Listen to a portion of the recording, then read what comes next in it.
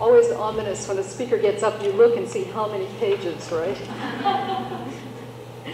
Well, I'm happy to be here in Rhode Island because about 20 years ago I taught here, but actually in Newport, Rhode Island at Salve Regina College. So in a sense, I'm returning to the scene of the crime, although not the Van Bulow crime that everyone's talking about, but rather places where I tried out and discovered some of the things that didn't work in teaching. And I don't want to be too self-incriminating because one of the people in one of those classes was Arlene Violet, who of course is now your Attorney General, so I can't admit to too much crime. Last year I participated in a Mellon seminar at Wellesley College on integrating the curriculum along with Emily Adler, who is here today as well, who is on your faculty. And I want to say that Emily was, of course, a very valuable member of that seminar, but that I bear the responsibility for what I say here today. I know sometimes people come in and say things and then others are left to be held responsible, but it's me. I'm not also speaking today in an attempt to polarize men and women and to create that kind of divisiveness, because I really feel that in the end, a changed curriculum is a curriculum that will benefit everyone, and rather that I think we have to look at this as the kind of respect that one life owes to another life, as Joe Nestle said recently in Science. So I hope to do it from that particular viewpoint. Some of your previous speakers have discussed the changes that feminist scholarship has brought in certain areas on the traditional knowledge, such as in the areas of science and history. Today, we're going to look at that process by which feminist scholarship has evolved and has been extending the impact of that process upon the academic curriculum in general and then upon society as well.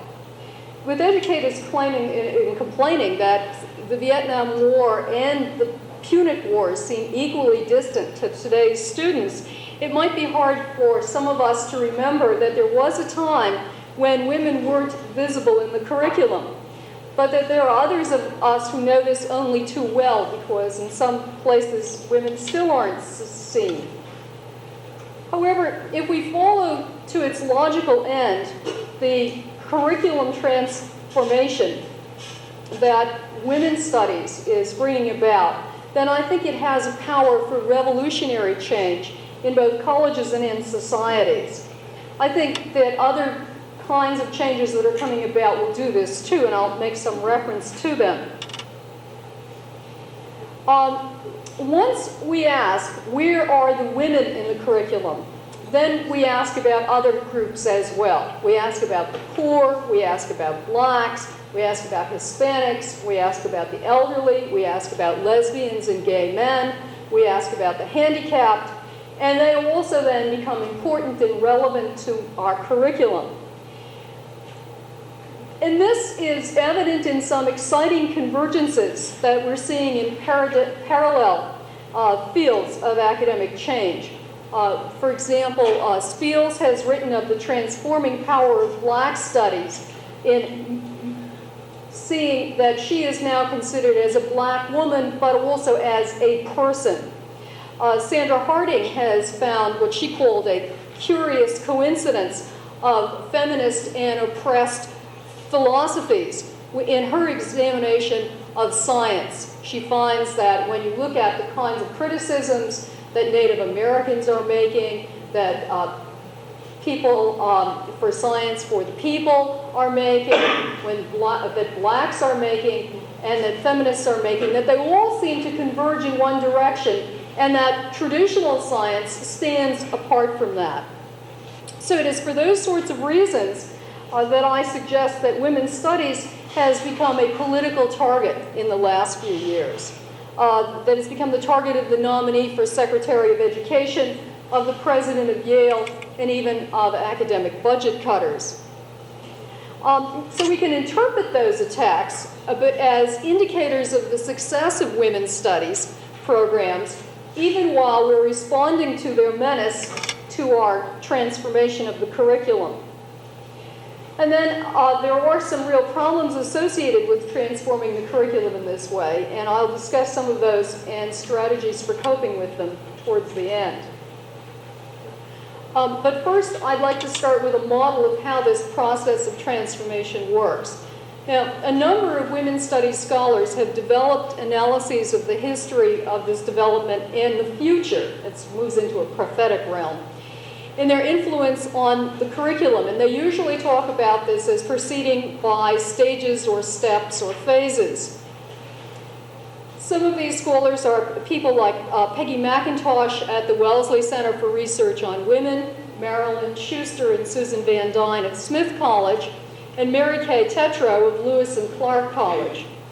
In this talk, I'm going to rely primarily on Peggy McIntosh's model because I know hers the best, and because in some ways it's most satisfying to me intellectually. And she has chosen phase theory to explain her developmental process. In her description, McIntosh emphasizes that these are interactive phases, that you never leave one phase behind completely, and that they are interdependent and coexistent. So this model is not linear, that old traditional linear model of evolution that people loved so much in the last century, but rather it's more of a spiral which doubles back on itself at certain points and then whirls outwards again, and really has that, I think of it, although I know very little math, as kind of Mobius, which is always connected and coming back to the beginning. In the Mellon seminar, we learned that there's also a double kind of interaction, because once we start to transform what we teach in our courses, we also have to change the ways in which we teach. So certain techniques just don't fit those new materials that we're developing. And emerging feminist consciousness makes us use new approaches, which are more inclusive of students and knowledge. Not that the old methods are totally abandoned, but that we use them more consciously and more selectively. Well, on to the phases themselves.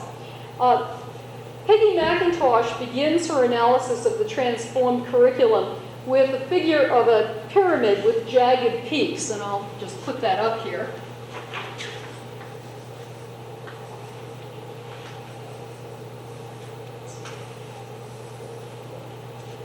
Forgive my drawing. I have this problem that my manual dexterity is well below what I'm supposed to have for women, and fit the gender stereotype there. Okay. Now, in phase one of the curriculum, I guess I can't run back and forth. Phase one of the college curriculum is what's called the womanless discipline. And in that has centered on the very peaks of those pyramids. Those are the heights that represent the epitome of success in our society, both in terms of knowledge and in terms of achievement. And this really is womanless territory, because man in this kind of discipline is both the generic and the specific. And there certainly has been a great amount of research showing that when you use man in the generic sense, and ask students to bring it to a specific, it comes back to specifically male rather than all people. For example, in phase one history courses, what we learn about are the great kings, the fierce battles, and territorial conquests. There's a book which is still in wide use in some American history courses, Edmund Morgan's The Birth of a Republic, which was revised in 1977, which has left women out of that birth process entirely. And that's a funny choice of title for a book that's entirely populated with men. Similarly, other disciplines commit errors of omission. Literature courses do not include women authors, dismissing their work as too minor. And the sort of courses where you have great American literature and they can have 5 books. Well, they just can't find any women who fit. Sociology classes have dealt with only men as the wage earners. Not long ago, 20, 30 years ago, Parsons felt that if women were employed in the economic areas, they would threaten the stability of the family. Or they looked at husbands as the determiners of the family social class, or they looked at professions as being without women, or that deviance was a male trait. Except, of course, the occasional woman deviant who always does it for love rather than for the particular end. For a long time, psychology glossed over the omission of women from major works in the field. David McClellan's work on need achievement which was huge, had one little footnote about women in which it said, in essence, women messed up our results so much we don't use them. Of course, when there were more women earning PhDs in the 70s who had some feminist awareness, and they had the power of choosing textbooks in their courses, much of this changed. So there's not a great deal of need to belabor this failure of curriculum, but we should remember that it still lives on in certain kinds of books that professors still use because they're considered important sources, so that just as sexist and violent cartoons and situation comedies are shown in reruns on television, the influence of those books exists too. One of the things that I do in my Women in Society course at the beginning is give the students a variety of assignments to choose from. And some of them always choose the one that asks them to go to the library and select picture books at random from the young readers section, and to count the numbers of aprons in the books. And they always come back astounded that so many books in their library show women wearing aprons at a variety of tasks, like out in the yard, in all sorts of places. Animals wearing apron, only female animals, that in fact the apron is still the sign to those little children of what a woman is, that you can't tell a woman without this apron. Now, it's not that we're anti-apron in this exercise, but we wonder about why it is that only one representation of women can be used, and that those books, which go back to some of them to the 50s and the 40s, are still having that kind of influence on kids today. Well, the imagery that is part of this Phase 1 curriculum and Phase 2, which I'll get into in a minute for that matter, is a win-lose kind of imagery. It's a zero-sum competition and a survival of the fittest kind of process. So whether it's the fittest people or the fittest ideas, the assumption is that life is competition and that the best will rise to the top. But in reality, the only ones who are even allowed to compete are white, male, Western elites. And among the missing are women and blacks and Hispanics and Native Americans and the old and the poor and the gays and the disabled. Both the content and the pedagogy of Phase 1 grew out of college's response to the influx of GIs, the former soldiers, who came back from World War II and who went to college under the Veterans Bills. Some of them went on to academic careers, and those professors really perfected the lecture format.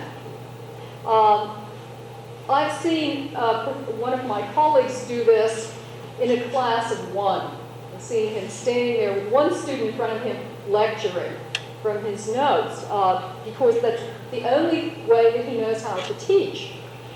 And those of us who were the next generation of college students who often studied under those new PhDs from that tradition, copied it, because no one ever teaches you how to teach when you go to college if you are in a discipline other than education.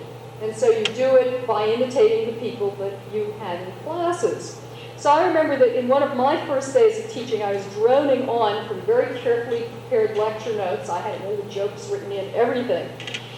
And I was very nervous, and I began to fidget with a rubber band that was wrapped around the podium. Well, inevitably it snapped and scared the life out of me, which brought the only moment of humor and humanity, I think, in the whole semester.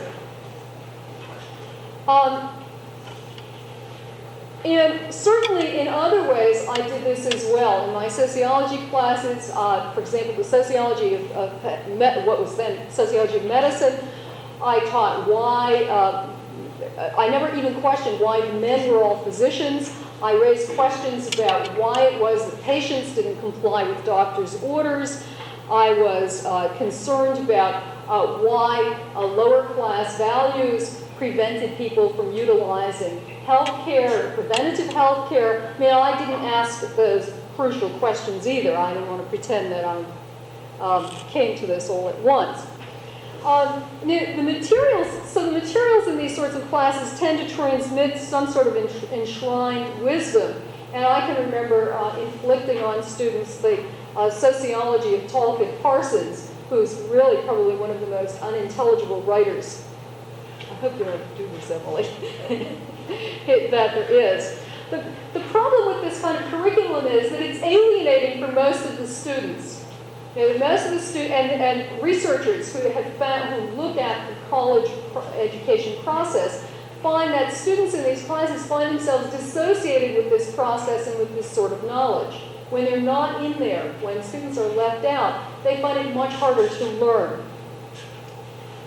And those of us who are women and scholars find this difficult too, because we're both insiders and outsiders. So we're not only alienated in some ways, but sometimes we're schizophrenic. Well, in phase 2, the curriculum moves on to a stage where it is women in the particular discipline, where the elite allows a few women onto some crags that are close to the apex of this pyramid. Jordan Lorenz calls this the add women in stir approach. Now, we've got to have a few women in this course. We'll throw a few in, and that will take care of everything. So a famous few women rise to the lower peaks because they are either, I call them clones, but I've been criticized for that. But at any rate, they really duplicate these men sort of as honorary males.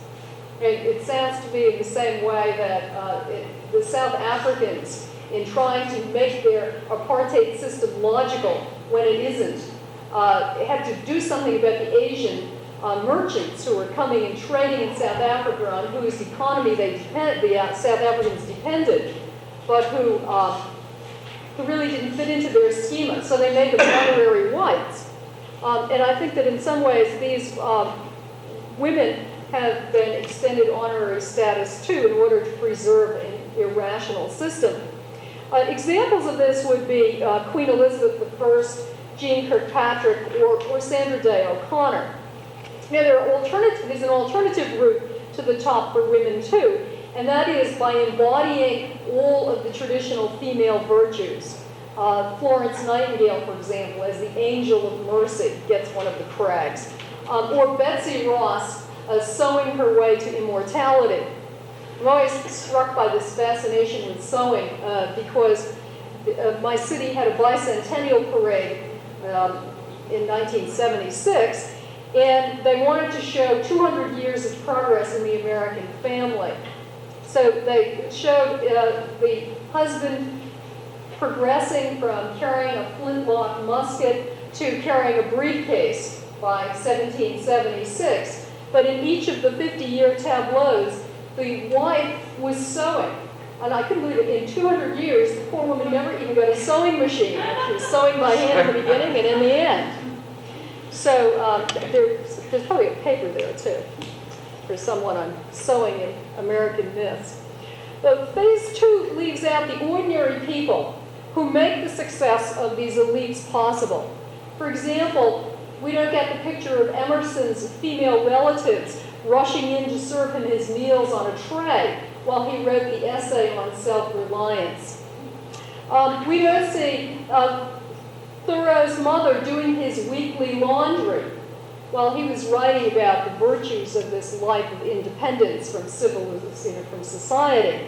Or the work of the slaves who kept George Washington solvent in those years at Mount Vernon, although I read in the paper yesterday that apparently Mather also brought a considerable amount of money to this enterprise as well. They've just discovered it. She had more, millions of dollars that she brought to the marriage. Now, there's a subcategory to this phase too, in which women are included, but it's done in a negative fashion, as temptress or distractor or in that order. There's a book on Lexington and Concord by a historian called Arthur Turtelot, who shows that John Hancock's work on the Declaration of Independence suffered because his fickle fiancée, Dorothy Quincy, was possibly flirting with other men, or so Hancock imagined, and at any rate was not answering his letters. So of course he would have been so much more helpful in drafting this document if only Dorothy hadn't been so hesitant in writing. And the only other woman that Turtelot portrays is Hancock's aunt.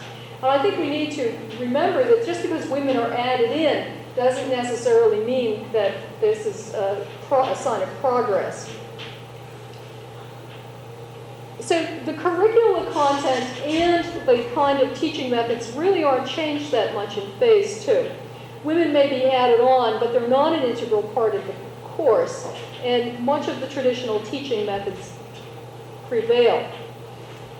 In phase 3, women are now seen as some sort of problem or anomaly for the discipline, and that begins the real transformation process for the curriculum.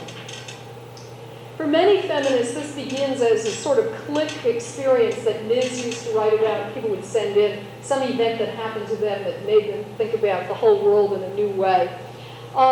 And this happens as we begin to look into the valleys kind of below the fault line here. This is the fault line of the elite. So we begin to look in and see who are the people who make the society possible. The experience for me was in graduate school when I took a 2-quarter course on personality theory. And at the end of those 2 quarters, realized that I had not heard an explanation of women's psychological development that gave me any logical satisfaction. And we spent a lot of time on Freud, and the contradictions just were mind-boggling when I started to analyze his theory. This process begins often by asking, why are there virtually no women in our curriculum? And perhaps for some of us it was easier because sociology has a tradition of looking at the taken for granted and questioning it and saying things are not what they seem to be. But in it, all of us, whatever our discipline, ask, who is it that benefits from a womanless curriculum? Who is it that makes society possible? Who's holding up the pyramid? Now, one of my earliest kinds of experiences in this was in an undergraduate theology class where I had assignments that required me to outline an outline of the Summa Theologica, which was incredible. We debated the morality of renting a movie theater to Protestants on Sunday for their church services, whether this would be allowable or not under Catholic doctrine. This was during the Civil Rights Movement, one of the earlier concerns about nuclear war, so it was a very strong ban the bomb movement during that time. And there we were worried about renting out a movie theater, which given our economic circumstance was not likely to ever happen to us. But the worst was that we had to, one time, deal with the question of if we were all on a raft with our relatives and the raft was sinking and we could only save one person, who should we save? The answer was our fathers. And we should save our fathers before our wives or our children or our mothers because they are the principle of generation. According to this idea, men are the source of life, and therefore we should save them first. It was rather strange because, among other things, he couldn't reverse the order so that we would be able to do it as women. He just couldn't even begin to put himself in the place of women and change the problem. Well, one day I was really annoyed and asked the priest why the bishops had special authority. And he answered me very sarcastically about where did I think the Holy Spirit was in this dove flying around in the dome of the cathedral. And it was that goaded me into answering him, well, I just wanted to know where the bishops were where the Holy Spirit was when the bishops were burning Joan of Arc. Well, that didn't do well in terms of my grade, but it wasn't, however, until the women's movement and feminist scholarship began to develop that I was able to begin to put this into some sort of consistent pattern and realize that it wasn't just Joan of Arc, but many, many people who had been on the bottom half of that pyramid. So phase 3 really focuses women's anger about their omissions and those of other groups, many of which they also belong to, and validates this kind of emotion. In addition, women realize that there's a reason for these strategic omissions, that it protects privilege. And this focused anger enables people to name the oppression and to move to a new intellectual phase with redefined questions.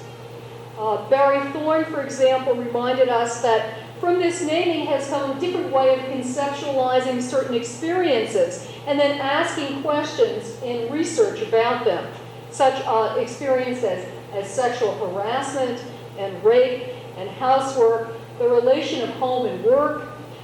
Cantor's work, where she asked questions about how does the organization look from the people's perspective who are below, and how race and gender intersect and interact.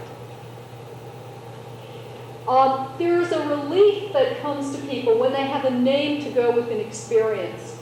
I sometimes teach workshops to women in the communities who are in fields of employment, and it's amazing to have a woman who looks back on an experience 20 years ago that has been emotionally unpleasant for her all that time and say, oh, what was really happening to me was sexual harassment. When I was in that office and that doctor kept coming in, and that was sexual harassment. And it then becomes a way in which they begin to see themselves as sharing those experiences with other women. It was not something that just happened to them. So in teaching my course in Women in Society, I warn the students that one of the things that will happen to them is they will become angry. I will also tell them that fortunately for all of us, that their most explosive anger will pass. And that helps to bring about that, working it through. But nonetheless, that this anger has validity.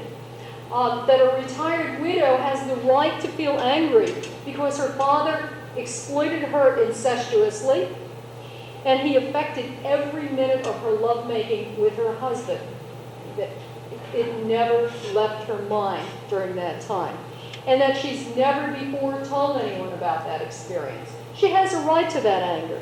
The 50-year-old woman who was given shock treatments by psychiatrists for depression, which I suspect was caused, the depression that is, was caused by a normal reaction to the role of the 50s, of the housewife in the 1950s.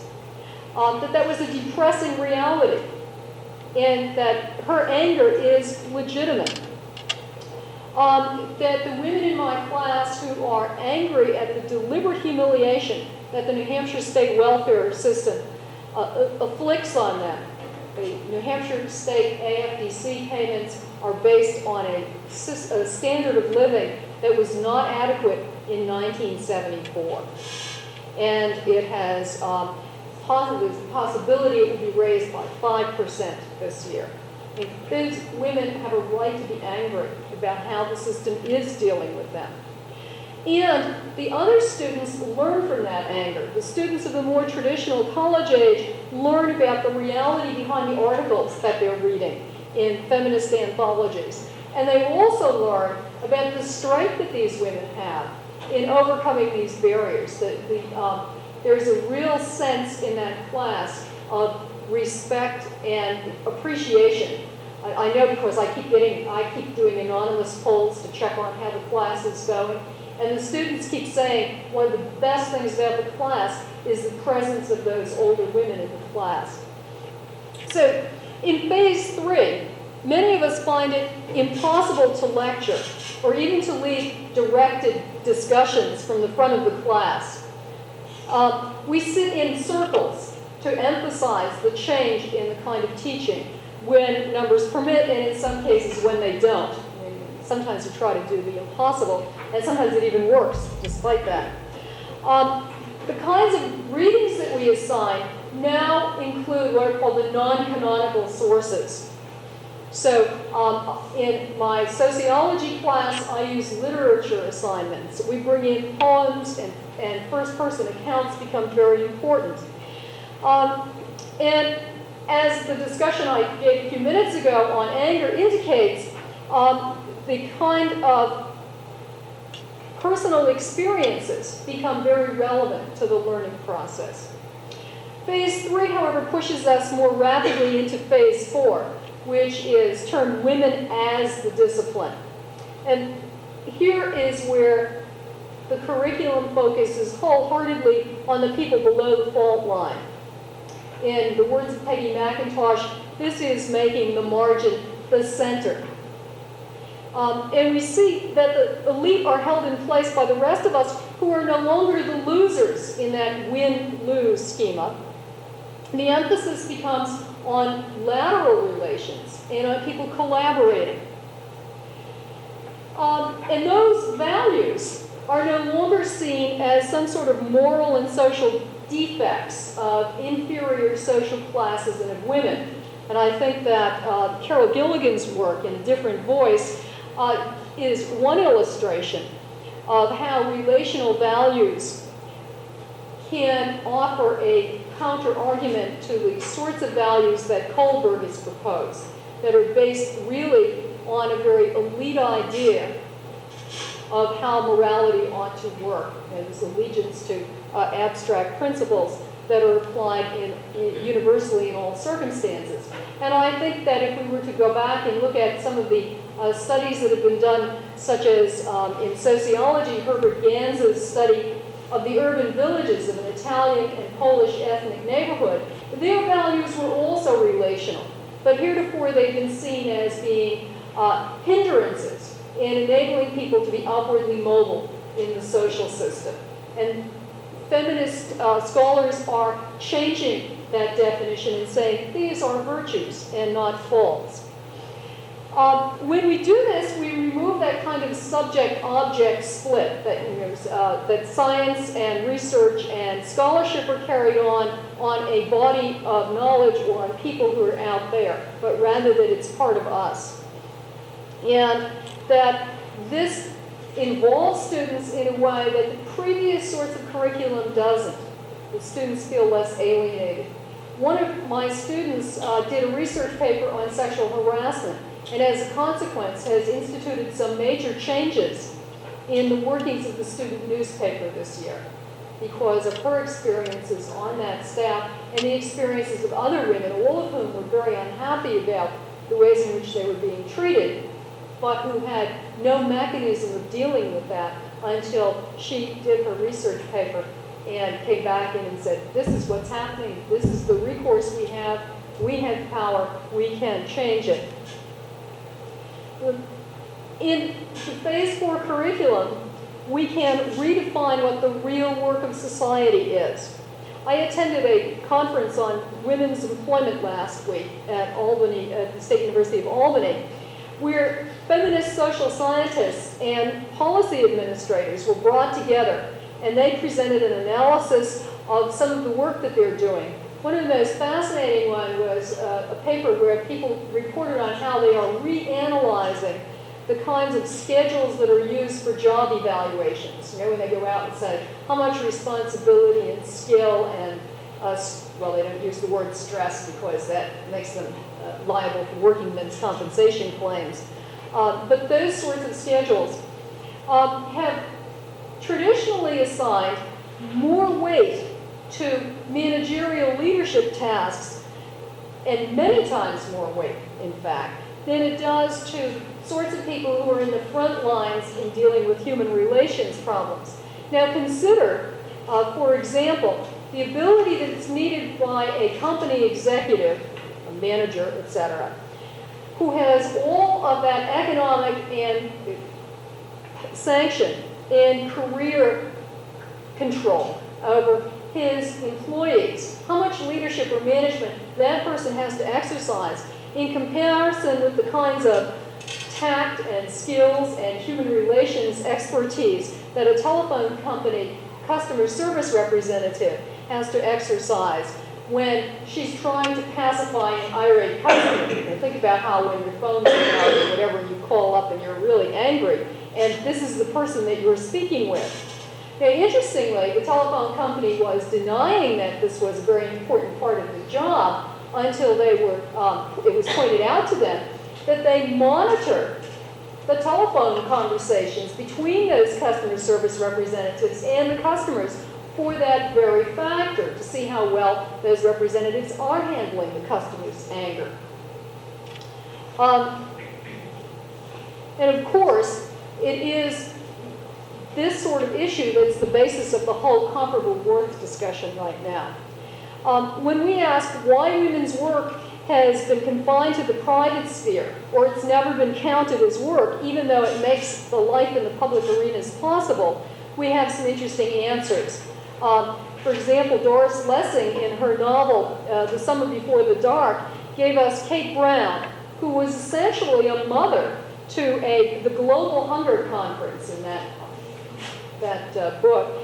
She went off and did all kinds of tasks and enabled them to hold this conference in another country.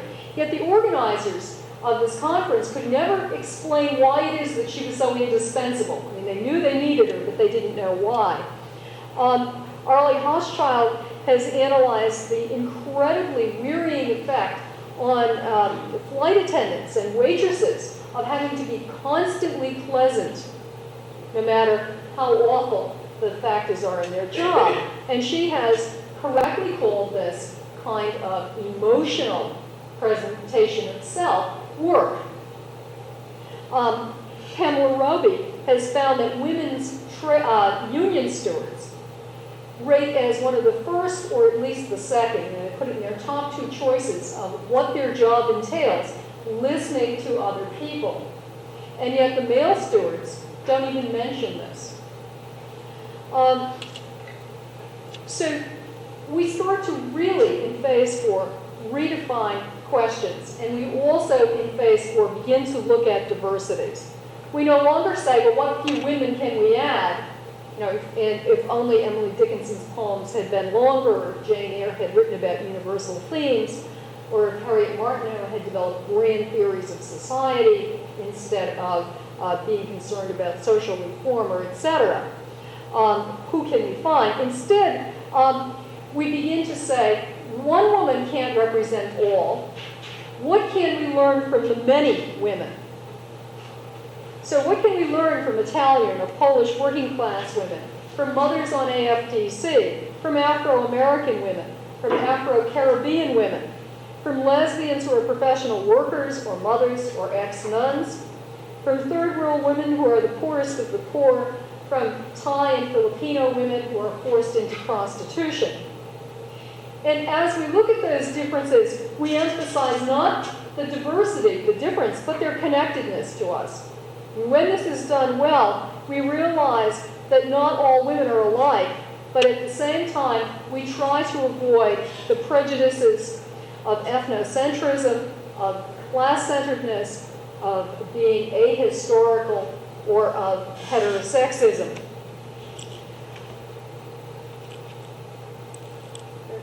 From this perspective, we have learned that we can't generalize about the world from our own social niche, and especially that we can't generalize about others from the perspective of the summit of the pyramid, or by, as Jesse Bernard phrases it, using a male prism.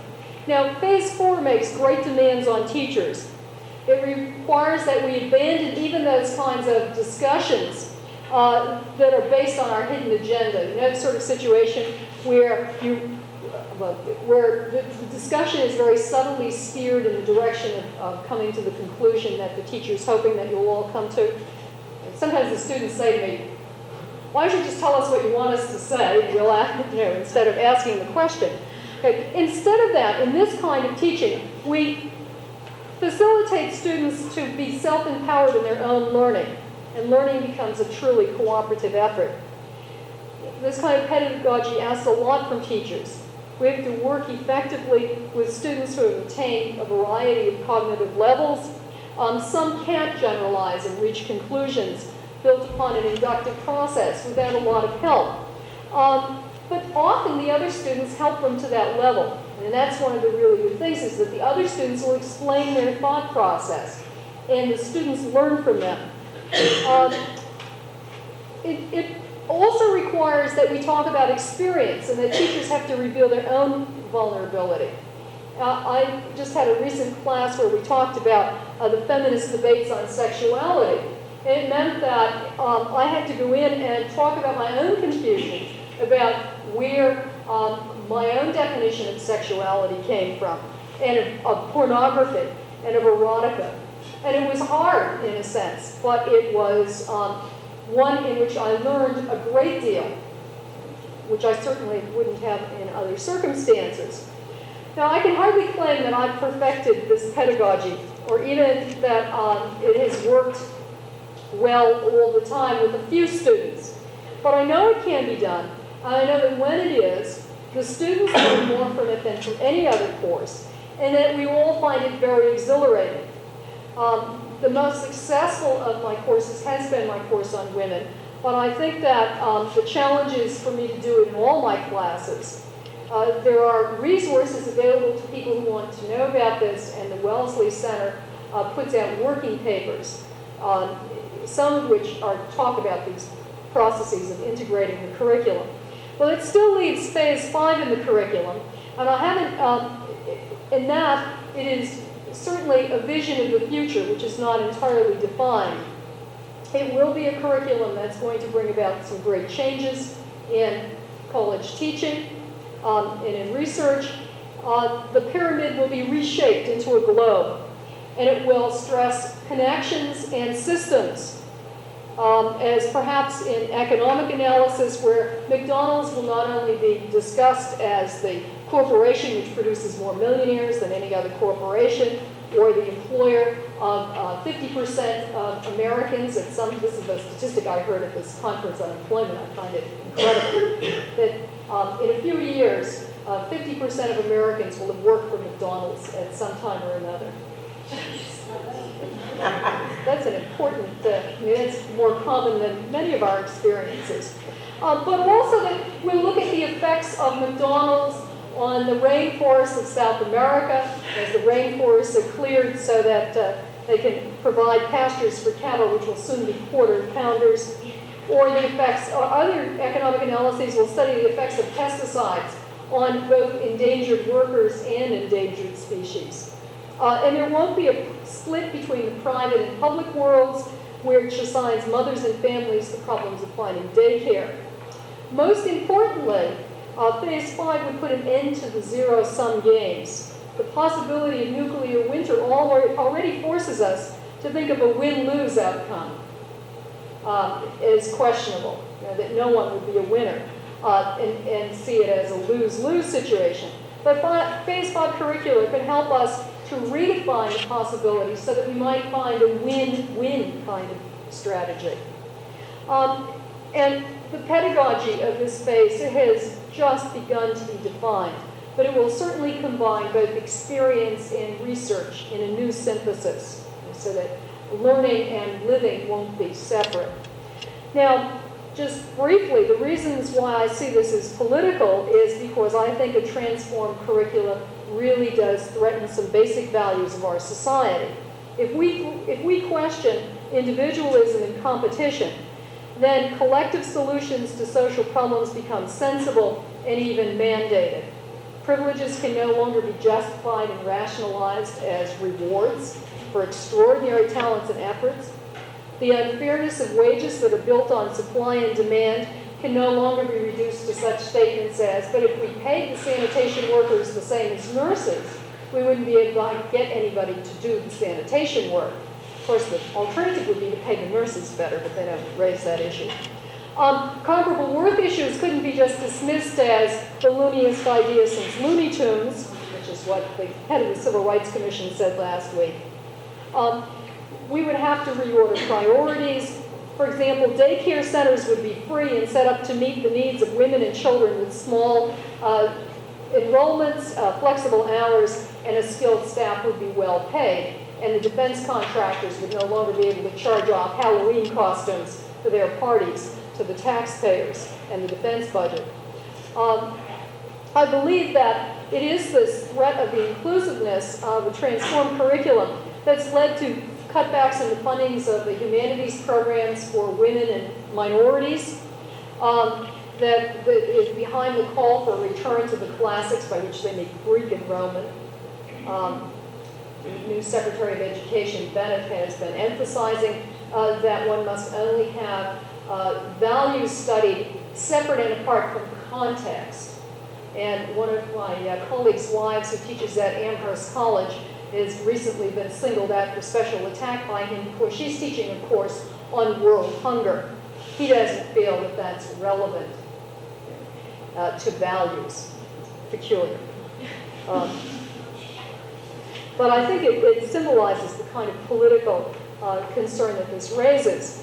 Well, I won't go on with that because I just wanted to say a few things. I think it's very important. There's a tendency now to think of the necessity of mainstreaming women's studies and doing away with the women's studies programs.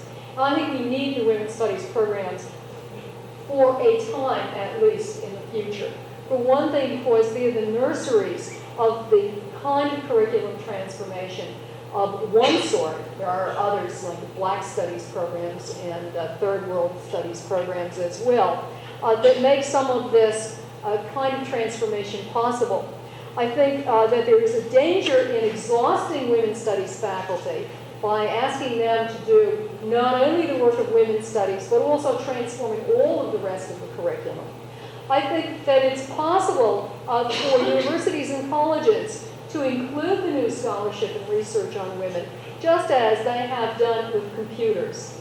I don't know about your campus, but on my campus, we're all having computer workshops. We're all being encouraged to get computers with subsidies. We're all, in one way or another, becoming semi-computer literate. I lost a good chunk of this speech for a few hours the other day when I accidentally erased it. Couldn't figure out where it had gone to. So after our fashion, we're all, with many of us being very threatened and unhappy about it, are learning to use computers. And I think we can also learn to make our curriculum more inclusive of the experiences of many people. And in turn, it will make it personally relevant to students rather than a body of knowledge that is so alien from students' lives. So, since I have this feeling there's a 1 o'clock deadline. No. Oh, no, there isn't. Yeah. Try to wrap it up. Yes, indeed. At one point you said that women put down listening as an important factor. What did the men put down if they didn't put down listening? Oh, they talked about things like dealing with management, getting management to do the kinds of, bring about the sorts of changes that they thought was important, or to explain the contract to the workers. So they were more concerned in the way they use their power. Mm-hmm. Yeah, indeed. In fact, one of the women even said, I am like a social worker in this job. I mean, she really saw it as being people-oriented. Has there been any time frame speculated upon for the enactment of the Phase 5 curriculum of when society will be ready to accept it? Well, sort of two questions. One is the question of when will the research be done? And they asked Erda Lorenz when you could rewrite all of American history, and she said, with a team of top scholars working with full funding, it would be many years.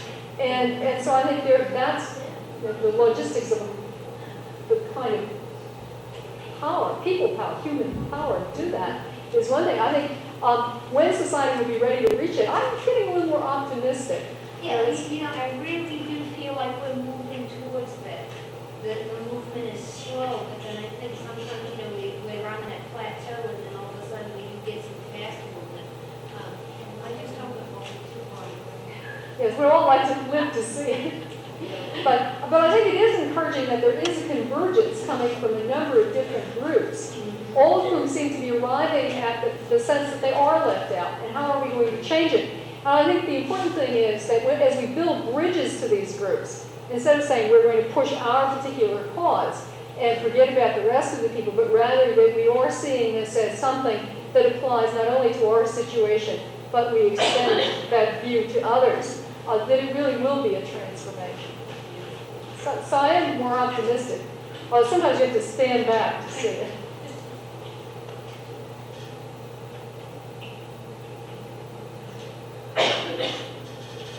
Do you have any practical suggestions, since we're embarking on this grant, of how to motivate faculty to do this and to integrate the research on women into the curriculum, get them to teach it in psych, introductory psych, and bio 101, and all these other areas?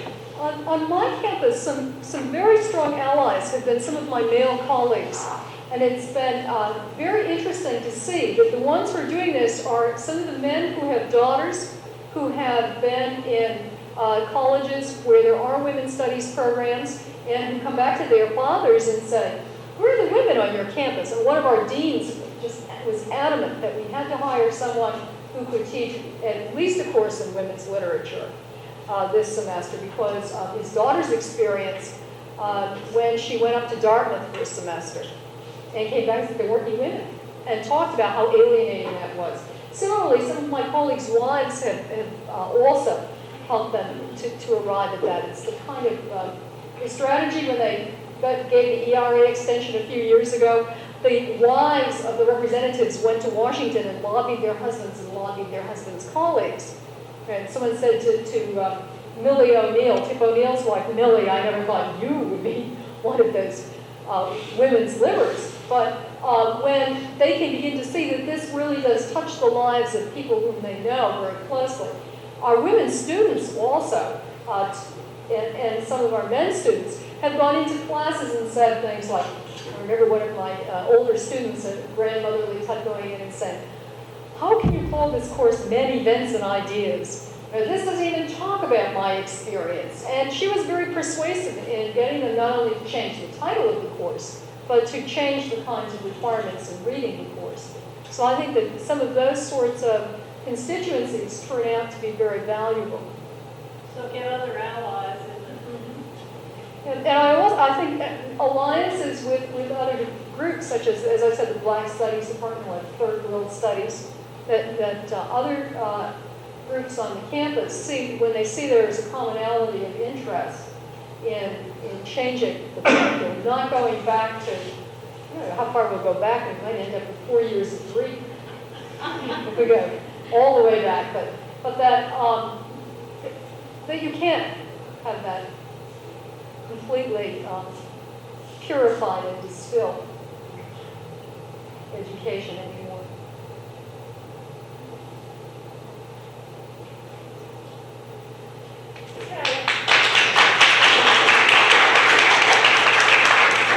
Thank you very much for your very thought-provoking lecture today. We're going to have lunch in the Faculty Center if anybody would care to join us right now. And this evening we're going to have Dr. Vander Haegan staying over at my house tonight.